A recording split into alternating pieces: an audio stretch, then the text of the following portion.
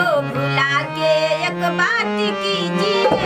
हर बात को भुला के एक बात कीजिए,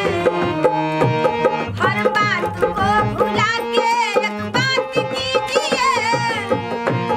हर बात को भुला के एक बात कीजिए, एक बात कीजिए, हमसे ही अपने प्यार की शुरुआत कीजिए,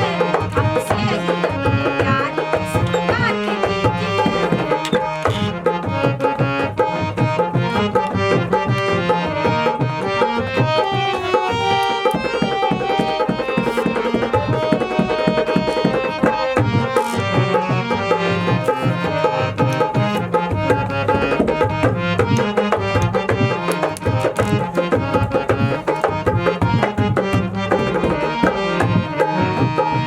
तन्हा तो तेरे बिन मेरा कटता नहीं सफर,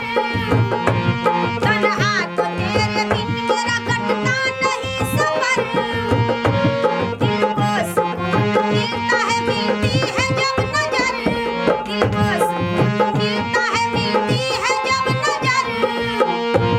हाथों में हाथ लेके मेरा साथ दीजिए, हाथों में हाथ लेके मेरा साथ दीजिए, हमसे ही अपने प्यार की शुरुआत कीजिए।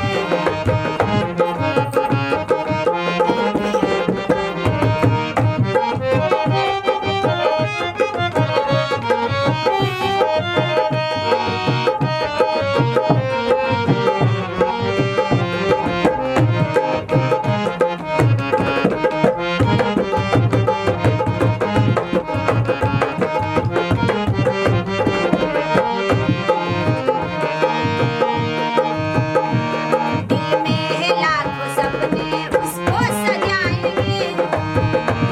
दिल में है लाखों सपने उसको सजाएंगे, आकर के तुझको जिंदगी में मुस्कुराएंगे, दिल में है लाखों सपने, दिल में है लाखों सपने उसको सजाएंगे, आकर के तुझको जिंदगी में मुस्कुराएंगे, पाकर के तुझको जिंदगी में मुस्कुराएंगे, खुश हो के जिए जिंदगी सौगात दीजिए, खुश हो के